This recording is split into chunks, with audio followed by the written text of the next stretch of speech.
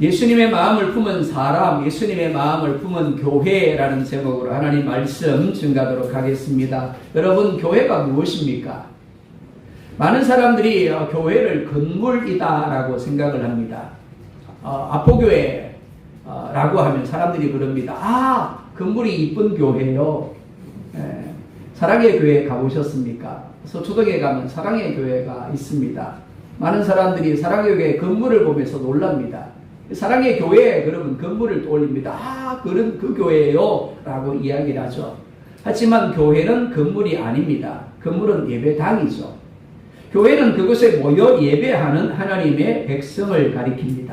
신학적으로 교회는 하나님이 세상 가운데 불러내신 사람들의 공동체를 가리킵니다. 교회는 성경에서 에클레시아라는 단어를 사용하고 있습니다. 이는 밖으로 불러낸 사람들의 모임이라는 것입니다. 죄와 세상 가운데 속해 살아가던 사람들이 하나님의 부르심을 받고 예수님을 믿어 하나님의 자녀가 되고 함께 예배하고 함께 말씀을 배우며 함께 천국을 향하여 걸어가는 공동체가 교회입니다.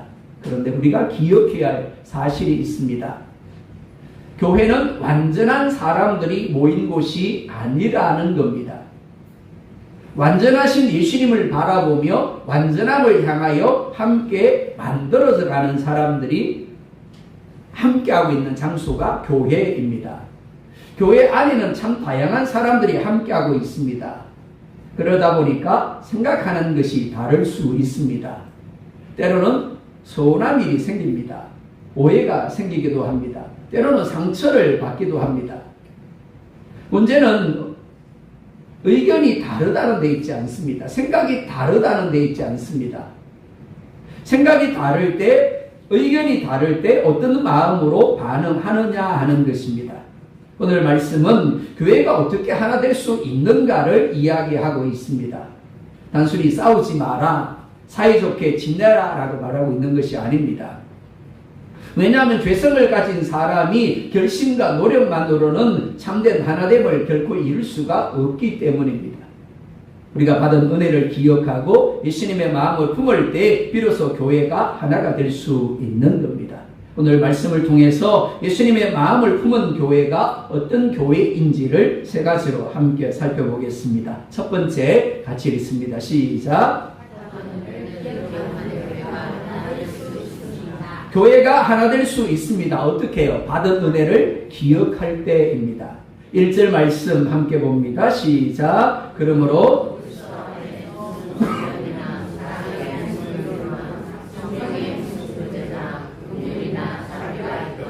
이렇게 말씀을 합니다. 있거든. 한국말이 쉬울까요? 어려울까요? 어렵습니다. 어렵습니다. 있거든이라는 말의 의미가 무엇일까요? 이 말을 문자 그대로 읽다 보면 오해가 생길 수 있습니다. 이 말은 혹시 있다면 이라는 것이 아닙니다. 원문을 보면 여러분이 그리스도 안에서 권면을 받고 있고 하나님의 사랑의 위로를 받고 있고 성령의 교제를 누리고 있고 긍휼과 자비를 받고 있으므로 라고 말씀합니다. 바울은 성도들에게 명령하기 전에 먼저 받은 은혜를 생각하게 합니다. 이 순수가 정말 중요합니다. 성경은 결코 우리에게 먼저 사랑하라 라고 말씀하지 않습니다. 하나님이 우리를 먼저 사랑하셨다라고 말씀합니다. 우리에게 결코 먼저 용서하라고 하지 않습니다. 먼저 하나님이 우리를 용서하셨다라고 말씀을 합니다. 우리에게 먼저 섬기라고 하지 아니하고 예수님이 먼저 우리를 섬기셨다라고 말씀합니다. 기독교 신앙은 우리가 무엇을 해야 하는가에서 시작하지 않습니다. 하나님이 우리에게 무엇을 해 주셨는가에서 시작합니다. 우리가 받은 은혜를 잊어버리면 신앙생활이 무거운 짐이 되고 부담이 되고 의무가 되어버립니다. 그러나 받은 은혜를 기억하면 얼마든지 감사함으로 기쁨으로 순종하게 되어지는 겁니다. 1절은 우리가 받은 4가지 은혜를 이야기합니다. 첫째는 그리스도 안의 권면입니다. 권면이라는 말 단순히 야단치거나 꾸짖는다라는 의미가 아닙니다. 곁으로 가까이 와서 위로하고 힘을 북돋아주며 바른 길로 이끌어준다라는 의미입니다. 예수님은 우리가 넘어졌을 때, 우리가 실패했을 때 멀리 서서 지켜보기만 하지 아니하셨습니다. 외면하지도 회피하지도 아니하셨습니다. 우리 곁으로 가까이 오셔서 우리를 붙들어 주시고 우리를 일으켜 주셨습니다. 그 대표적인 사람이 바로 베드로입니다. 베드로는 예수님을 3번이나 부인하며 예수님을 저주했습니다. 예수님이 말씀합니다. 너희가 다 나를 버리고 도망갈 거야. 베드로가 자신있게 이야기를 합니다. 아닙니다. 다른 제자들은 다 그렇게 할지 몰라도 저는 결코 그렇게 하지 않을 겁니다. 예수님이 옥에 가면 나도 옥에 갈 거고 예수님이 죽으시면 나도 죽을 겁니다. 그런데 막상 위기를 만나자 자신도 모르게 예수님을 부인하고 저주를 해버렸습니다. 그런데 그런 베드로를 부활하신 예수님이 찾아가십니다. 우리들 같으면 어떻게 이야기했을까요? 너 그렇게 큰 소리 치더니, 너 그렇게 결단코 그렇게 하지 않겠다고 이야기하더니 어떻게 나를 3번씩이나 부인하며 어떻게 나를 저주할 수 있어? 아마 우리는 그렇게 이야기했을 겁니다. 그런데 예수님은 베드로를 책망하지 아니하셨습니다. 오히려 이렇게 말씀합니다. 네가 나를 사랑하느냐? 그리고 내 양을 먹이라 라고 다시 사명을 맡겨주셨습니다. 예수님의 권면은 사람을 억압하고 짓누르는 권면이 아니라 다시 일으켜 세우는 권면입니다. 죄는 죄라고 말씀하시지만 죄인을 포기하지 않습니다. 우리도 이런 권면을 받은 사람입니다. 둘째는 사랑의 위로입니다. 세상의 사랑은 조건을 따집니다. 잘하면 사랑하고 기대에 맞으면 인정하지만 도움이 되면 가까이 하고 도움이 되지 않으면 어떡하고요? 멀리합니다. 그런 하나님의 사랑은 다릅니다. 로마서 5장 8절에 이렇게 말씀을 합니다. 함께 봅니다. 우리가 아직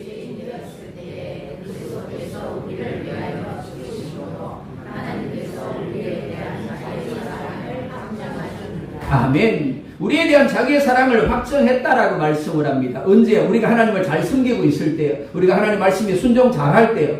그렇습니까? 아니죠. 아직 죄인 되었을 때라고 말씀을 합니다. 경건하지 아니할 때, 원수 되었을 때 하나님이 자기 아들을 우리를 위하여 죽게 하심으로 우리를 향한 사랑을 확정했다라고 말씀을 합니다. 사랑받을 만한 아무런 자격이나 조건이 없을 때 그 아들을 우리 가운데 보내주셨습니다. 우리는 하나님의 사랑으로 위로받은 사람들입니다. 그렇기 때문에 교회는 상처받은 사람을 위로하는 곳이어야 합니다. 세상에서 실패한 사람에게 상처를 주는 것이 아니라 괜찮다고 다시 시작하면 된다라고 일으켜주는, 붙들어주는 것이 되어야 하는 겁니다. 셋째는 성령의 교제입니다. 성령의 교제는 성령께서 우리 가운데 거하시며 서로를 하나로 묶어주신다라는 의미입니다. 교회는 취미가 같아서 모인 동호회가 아닙니다. 고양이 같아서 모인 향후회도 아닙니다. 나이가 다르죠. 성격이 다릅니다. 그리고 환경이 다릅니다. 그렇지만 예수 그리스도를 믿는 믿음으로 한 가족이 함께하는 공동체인 겁니다.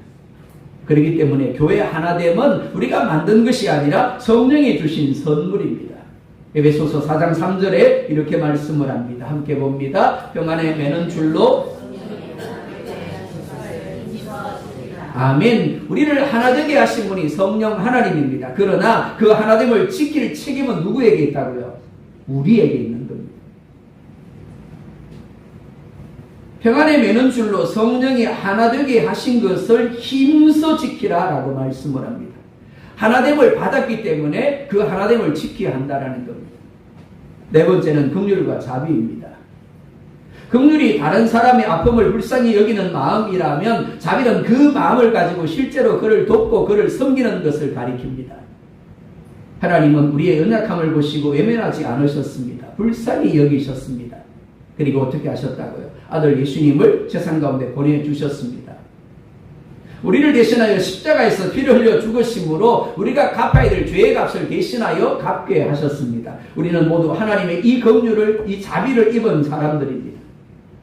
우리가 구원받은 것은 다른 사람보다 착해서가 아닙니다. 믿음이 좋아서도 아닙니다. 하나님이 우리를 불쌍히 여기셨기 때문입니다. 우리가 긍휼의 사람이 되고 자비의 사람이 되어야 하는 이유가 여기 있습니다. 먼저 예수님이 우리를 긍휼히 여기시고 자비를 베풀어 주셨기 때문입니다. 교회가 하나 되기 위하여 해야 할 일은 주님께 받은 은혜를 기억하는 겁니다. 사랑하는 여러분, 누군가가 마음에 들지 않을 때 십자가를 바라보시기 바랍니다. 주님께서 나를 얼마나 참아주셨는지, 주님께서 나의 수많은 죄를 얼마나 용서해 주셨는지를 기억할 때 우리의 굳은 마음이, 우리의 화난 마음이 부드러워지게 되어지는 겁니다. 여러분은 다른 사람에게 받은 상처만 기억하고 있습니까? 아니면 하나님께 받은 은혜를 더 많이 기억하고 있습니까? 나는 누군가가 실수했을 때 정죄부터 합니까? 아니면 내가 받은 긍휼을 생각하며 품으려 합니까? 두 번째 같이 읽습니다. 시작. 어떤 교회가 하나 된다고요? 자기를 낮추고 다른 사람을 돌보는 교회입니다. 이것이 중요합니다. 자, 2절 3절 또 같이 봅니다. 시작.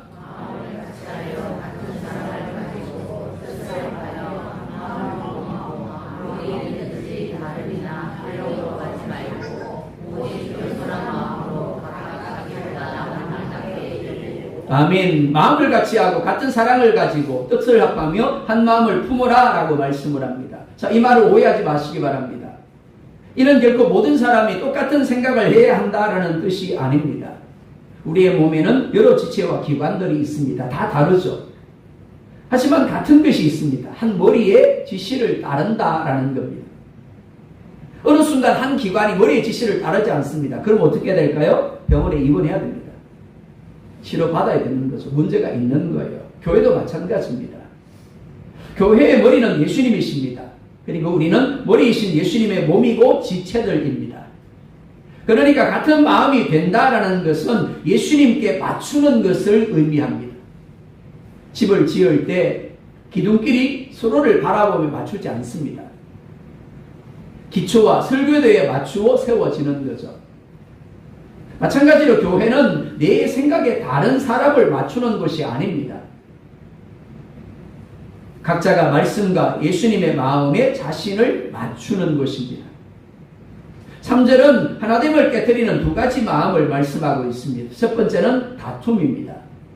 여기서 말씀하는 다툼은 단순한 의견 충돌을 가리키지 않습니다. 의견이 다름을 가리키지 않습니다.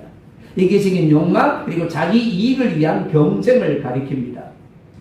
교회 안에서 다툼이 생기는 이유는 의견이 다르기 때문이 아닙니다. 이렇게 합시다, 저렇게 합시다. 얼마든지 의견이 다를 수 있습니다. 근데 문제가 뭐라고요? 근데 그런 중에서 내 뜻만을 관철하려고 하고 내 뜻대로 되어야 한다라고 욕심을 부릴 때 어떻게 된다고요? 다툼이 생기는 거죠. 겉으로는 교회를 위하고 하나님을 위한다라고 말하지만 정작 그 마음 깊은 곳에 자기 생각을 인정받고 싶은 욕망이 숨어 있을 수 있는 겁니다. 그렇기 때문에 우리는 어떤 말을 할 때 내가 보기에 좋은 말, 내가 생각하기에 옳은 말이 아니라 내 마음 중심에 있는 숨은 동기가 무엇인가를 살필 수 있어야 되는 겁니다. 무슨 말인가 하면 지금 내가 이 말을 하려고 하는 것이 정말 교회를 사랑하고 교회를 위하는 것인지 아니면 단순히 내가 옳다고 여기기 때문에 내가 생각하기에 그것이 좋다고 여기기 때문에 하려고 하는 것인가를 점검해야 한다라는 겁니다. 둘째는 허영입니다. 허영이 뭘까요? 원문을 보면 망상, 자만이라고 되어 있습니다. 무슨 말인가 하면 자기 자신에 대하여 착각하며 높게 평가하는 마음이 허영이고 망상입니다. 자신을 크게 볼수록 다른 사람을 작게 보게 되어집니다. 그리고 어떻게 할까요? 무시합니다. 없인 여기게 됩니다. 잘 알지도 못하면서, 잘 하지도 못하면서. 내가 이런 사람인데, 나만 할 수 있는데, 내가 해야 되는데. 사도 바울은 정말 자랑할 것이 많은 사람이었습니다. 그는 정말 똑똑한 사람이었습니다. 최고의 교육을 받은 사람이었습니다. 그리고 가장 열심히 뛰어난 사람이었습니다. 수많은 교회를 아시아와 유럽에 세웠습니다. 하지만 바울은 이렇게 고백을 합니다. 여러분, 나는 사도 중에 가장 작은 사람입니다. 여러분, 나는 죄인 중에 가장 대장되는 괴수입니다. 자기 비하가 아닙니다. 하나님의 거룩하심과 은혜를 깊이 알았기 때문에 자기 자신을 낮출 수밖에 없었던 겁니다.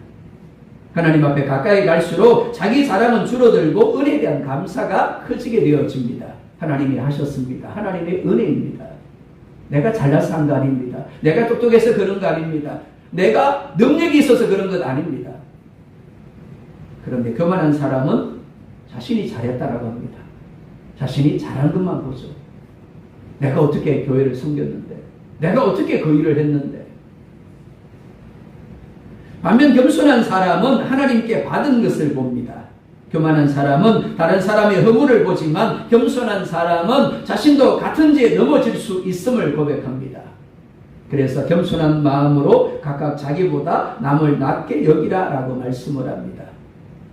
남을 낮게 여기라라는 말씀은 무조건 다른 사람이 옳다고 해라라는 의미가 아닙니다. 죄가 아니라고 하라는 것도 아닙니다. 내 생각, 내 판단을 절대 하지 말라라는 것입니다. 우리는 다른 사람의 잘한 것은 잘 잊어버리면서도 못한 것은 정말 잘 기억합니다. 다른 사람의 장점은 잘 찾아내지 못하면서 다른 사람의 단점은 얼마나 잘 찾아내는지 모릅니다. 한번 물어볼까요? 나는 남편이 나한테 잘해준 것을 잘 기억한다. 나는 남편이 내게 못해준 것을 잘 기억한다. 자, 반대로 물어볼까요? 나는 아내가 나한테 잘해준 것을 잘 기억한다. 못해준 것을 잘 기억한다. 뭐 대답 안 하셔도 됩니다. 뭐 저도 그런데 뭐.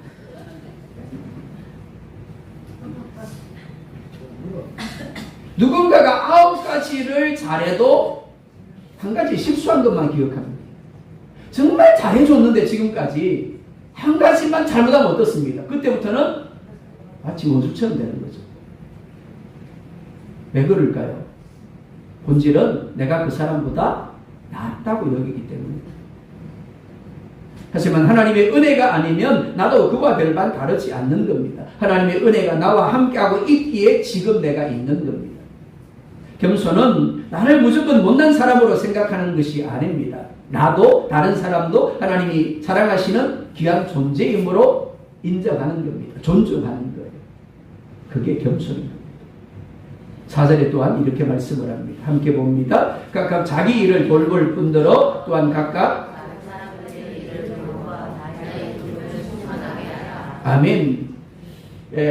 언젠가 우리 밧줄 소장님이 순찰을 돌다가 제가 서 있는 걸 보고 목사님 안녕하세요 그러고 커피 한 잔 주세요. 그래서 잠깐 커피를 마시고 가셨습니다. 그런데 비가 와서 그런지 단자가 떨어진 거예요. 차단기가 떨어져가지고 불이 안 들어오는 겁니다. 쉼터에. 그래서 정수기를 아무리 눌러도 작동이 안 되는 겁니다. 커피는 드려야 되겠고 전기는 안 들어오고 급하게 쫓아다니면서 차단기 함을 열어가지고 만졌는데 잘 안 되는 겁니다. 겨우 한진이가 되더라고요. 근데 그런 중에서 올라가기 참 어렵게 되어 있습니다. 여기가. 슬리퍼를 신고 있었는데 하필이면 떨어지다가 새끼 발가락에 살짝 긁혔어요. 어떻게 됐을까요? 피가 엄청 났습니다. 소장님하고 이야기를 나누게 되니까 아프다고 이야기도 못하고 피가 나는데도 불구하고 계속해서 쉼터가 머물고 있었어요. 자, 한번 물어볼까요?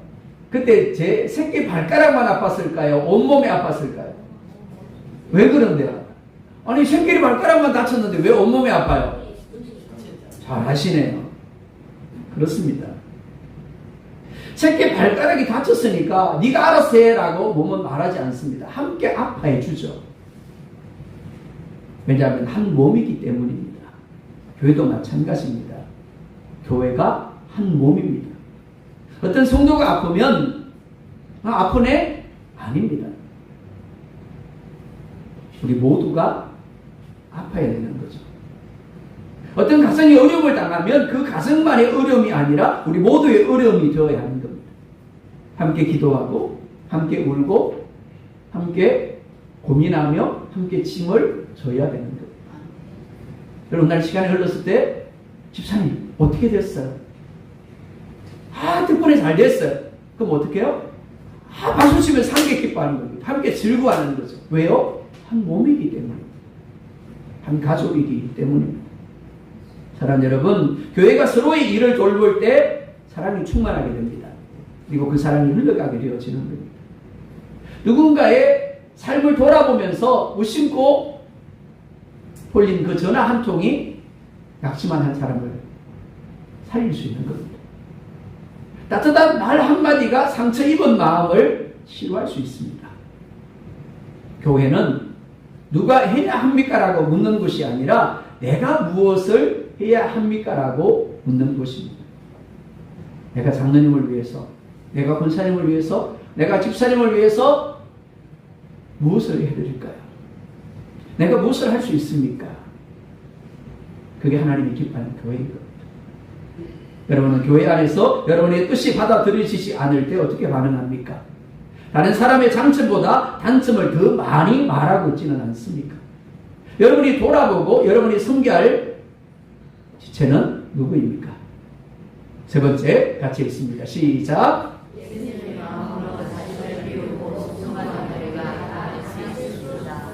자, 어떤 교회가 하나 된다고요? 예수님의 마음으로 자신을 비우고 순종하는 교회입니다.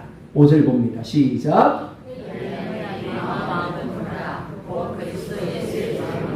아멘. 교회가 하나 되는 비결은 모두가 예수님의 마음을 품는 것입니다. 사람들은 대부분 갈등이 생기면 누가 옳은지를 먼저 따집니다. 여러분, 가정에서 부부가 다툼이 생깁니다. 그때 무슨 이야기를 할까요? 내가 그렇게 하라고 그랬잖아. 내가 언제 그랬잖아. 뭘 따지죠? 누가 옳은지. 그쵸? 내가 틀린 말 했습니까? 내 말이 맞지 않습니까? 하지만 그리스도인들은 먼저 자기 자신에게 지금 내 마음이 예수님의 마음인가를 물어야 합니다. 옳은 말을 하면서도 예수님의 마음이 아닐 수 있기 때문입니다. 그럼 어떻다고요? 세우는 것이 아니라, 회복하는 것이 아니라, 치료하는 것이 아니라 그 옳은 말이 오히려 상처가 되는 거예요. 그 옳은 말이 오히려 넘어뜨리는 겁니다. 그렇기 때문에 무엇이 옳은가를 말하기 전에 그 옳은 말을 지금 어떤 마음으로 하려고 하는가를 살펴야 하는 겁니다. 자, 그러면 예수님의 마음은 어떤 마음일까요? 6절 함께 봅니다. 그는 근본 하나님의 본체시나 하나님과 동등됨을 취할 것으로 여기지 아니하시고. 넘겨주세요. 첫 번째, 예수님의 마음은 마땅히 누릴 권리를 주장하지 않는 마음입니다. 뭐라고요? 내가 누릴 수 있지만 누릴 것을 포기하는 마음이 예수님의 마음이에요. 예수님이 하나님입니다. 모든 것들의 주인입니다. 모든 영광, 모든 존귀, 모든 찬송, 모든 것들을 얼마든지 마음대로 누릴 수 있는 분입니다. 그러나 주님은 그 권리를 기꺼이 내려놓으셨어요. 그리고 죄인을 구원하기 위하여 이 땅에 내려오셨습니다. 사랑하는 여러분, 여러분이 예수님처럼 마땅히 누릴 수 있지만 권리를 주장하지 않고 내려놓아야 할 것은 무엇입니까? 두 번째, 예수님은 자기를 비워 종의 형체를 가지셨습니다. 7절 함께 봅니다. 시작.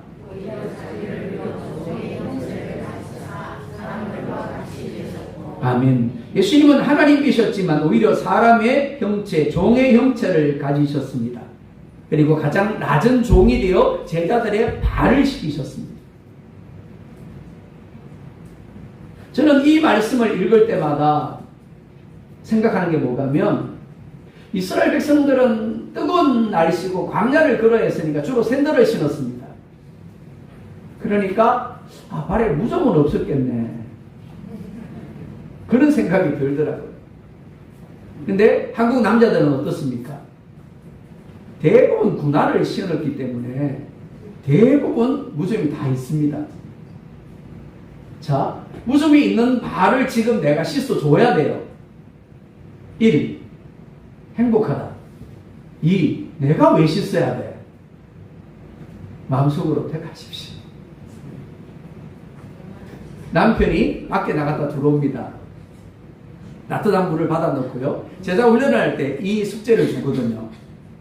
자, 오늘은 이 숙제입니다. 집에 가서 여러분들이 따뜻한 물을 받아놨다가 남편이 들어오면 문 앞에서 여보, 그러고는 양말을 벗기고 발을 세숫자에 넣어서 씻어주고 타올로 닦아주십시오.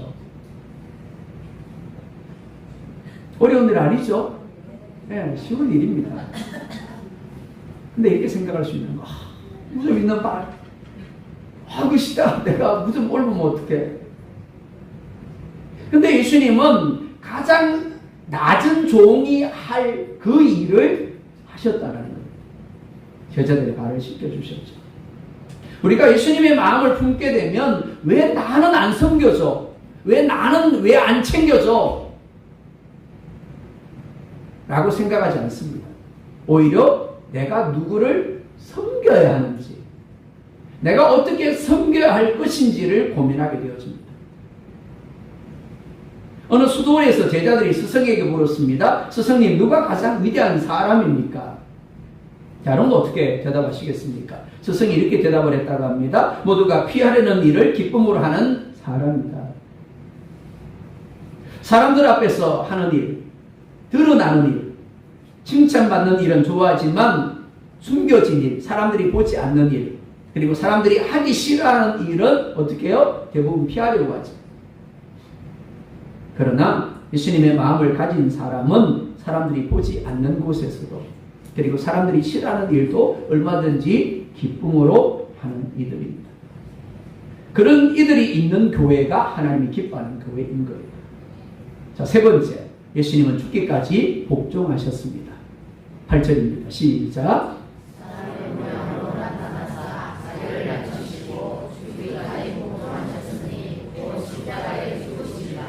목회를 하다 보면 어떤 분이 이런 질문을 합니다. 목사님, 언제까지 참아야 되는데요? 목사님, 어느 정도까지 나눠줘야 됩니까? 목사님, 얼마나 더 섬겨줘야 됩니까? 답은요, 예수님처럼입니다. 예수님이 그만하면 됐다라고 할 때까지입니다. 예수님의 낮아지심은 십자가에서 죽기까지 이어졌습니다. 당시 십자가는 가장 극악한 죄인에 대한 처형 방법이었습니다. 그러니까 예수님이 가장 극악한 죄인이 되신 겁니다. 가장 수치스럽고 가장 고통스러운 형벌을 담당하신 거죠. 그렇다고 해서 예수님이 죄가 많아서 그런 것이 아닙니다. 죄가 없었지만 죄인의 자리에 서셨습니다. 누구 때문에? 우리 때문에. 우리를 대신하여 조롱을 받고, 우리를 대신하여 저쪽에 맞고, 우리를 대신하여 십자가에 못 박히신 겁니다. 겟세마네 동산에서 예수님이 이렇게 기도합니다. 아버지여, 만일 할만하시거든 이 잔을 내게서 지나가게 하여 주십시오. 그러나 나의 원대로 마옵시고 아버지의 뜻대로 하십시오. 나는 이렇게 했으면 좋겠습니다. 그러나 나의 뜻이 아니라 아버지의 뜻대로 되기를 원합니다. 이게 뭐라고요? 예수님의 마음이라는 겁니다. 내 뜻보다 아버지의 뜻을 앞세우는 마음입니다. 교회 하나됨도 아버지의 뜻을 따를 때 이루어지는 겁니다. 갈라디아서 2장 20절은 이렇게 말씀을 합니다. 함께 봅니다. 내가 그리스도와 함께 십자가에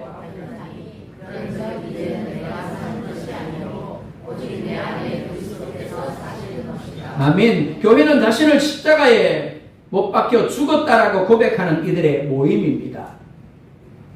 하지만 입으로는 예수님이 주인이라고 고백하지만 실제로는 내가 주인 노릇할 때가 많은 것이 사실입니다. 내 뜻대로 되지 아니하면, 내 말이 받아들여지지 아니하면 화가 나죠. 서운함이 듭니다. 그러나 우리는 십자가에 우리 자신을 못 박은 이들입니다. 사랑 여러분, 여러분이 예수님의 마음으로 내려놓아야 할 누림 그리고 권리가 무엇입니까? 사람들이 알아주지 않아도 기쁨으로 섬기고 헌신하고 있습니까? 내 뜻과 하나님의 뜻이 다를 때 여러분 어느 쪽을 선택하십니까? 어느 날 앞뒤로 마주보는 두 집에서 비슷한 일이 일어났습니다. 앞집에 새로 시집온 며느리가 부엌에서 요리를 하다가 기름병을 떨어뜨려서 깨뜨렸습니다. 가난한 살림에 귀한 기름이 바닥에 쏟아졌습니다. 며느리가 놀라서 어쩔 줄 몰라 하며 눈물을 흘립니다. 시어머니가 그것을 보고는 이렇게 이야기를 합니다. 내가 기름을 쓰고 안쪽에 넣지 않았구나. 내 잘못이다. 시아버지가 그것을 보고는 또 이렇게 이야기를 합니다. 나도 위험하다고 생각했는데 내가 바로 치우지 못했구나. 내 잘못이야. 그것을 듣고 있던 남편이 와서는 이렇게 이야기를 합니다. 제가 미리 선반을 만들어 드렸어야 하는데 게을러서 못했습니다. 제 잘못입니다. 기름병을 떨어뜨린 사람은 며느리였죠. 그러나 가족들은 잘못한 며느리를 공격하기보다 책망하기보다 서로 자신의 책임을 먼저 돌아보았습니다. 그리고는 서로가 내 책임이다라고 이야기를 했습니다. 뒷집에서 똑같은 일이 벌어집니다. 큰 솥에 밥을 앉혀놓고 새 며느리에게 시어머니가 불을 떼라고 했습니다. 여러분 불 때 보셨습니까? 지금이야 얼마나 좋습니까? 전기 보트만 누르면 밥이 되니까. 옛날에는 가마솥에 갈비를 긁어 모아서 불을 붙여가지고 나무 가지를 집어넣고 김이 나야 불을 뺐죠. 아는 사람은 압니다. 그죠? 근데 도시에서 시집 온 사람이라면 어떨까요? 모르는 거죠. 그냥 시어머니가 불 떼라 그러니까 그냥 불을 떼는 거예요. 계속. 어떻게 됐을까요? 밥은 다 타고 솥은 깨져버리고 시어머니가 달려와서 며느리에게 욕을 합니다. 도대체 시집 오기 전에 뭘 배웠어? 뭘 배우긴요? 못 배웠죠. 도대체 그렇게 밥을 해봤어야죠. 그죠? 모르는 게 당연한 겁니다. 며느리가 이렇게 대답을 합니다. 제가 일부러 그랬습니까? 맞는 말이죠? 그걸 듣고 있던 시아버지가 호통을 칩니다. 어디서 시어머니에게 말댔고야? 그리고 옆에 있던 남편까지 아내를 나무라며 큰 소리를 칩니다. 솥 하나가 깨진 것이 문제가 아닙니다. 서로를 향한 말과 태도로 가정이 깨어지고 있었습니다. 앞집에도 실수가 있었죠. 그러나 실수한 사람을 오히려 격려해 주었습니다. 괜찮다고. 내 잘못이라고. 네 잘못 아니라고. 하지만 뒷집은 며느리의 잘못을 책망하기 바빴습니다. 하나 되는 가정과 교회는 아무도 실수가 없는 곳이 아닙니다. 실수가 없는 가정이 어디 있을까요? 실수가 없는 교회가 어디 있을까요? 하지만 그럼에도 불구하고 화평을 이루는 거예요. 괜찮아. 여보, 내 탓이야. 내가 좀 더 잘했어야 되는데. 내가 좀 더 신경을 썼어야 되는데. 얘들아, 괜찮아. 엄마가, 아빠가 더 신경을 썼어야 되는데 내가 그러지 못했네. 장모님 괜찮습니다. 권사님 괜찮습니다. 제가 좀 더 열심히 했어야 되는데. 내가 좀 더 봉사했어야 되는데.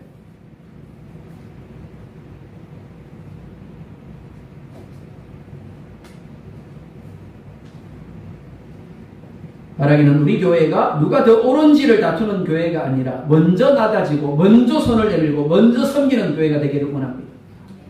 상처 주는 말이 아니라 위로하는 말이 가득한 교회가 되어지기를 원합니다. 어린 아이들은 어르신을 존경하고 어르신은 다음 세대를 사랑으로 품으며 직분자는 더 낮은 자리에서 섬기고 모든 성도가 서로를 돌아보며 함께 울고 함께 웃는 그런 교회가 되어지기를 원합니다. 그래서 하나님 앞에 기쁨이 되고 주변 사람들에게 아름다운 소문나는 그런 우리 교회가 될 수 있기를 예수님의 이름으로 축복합니다.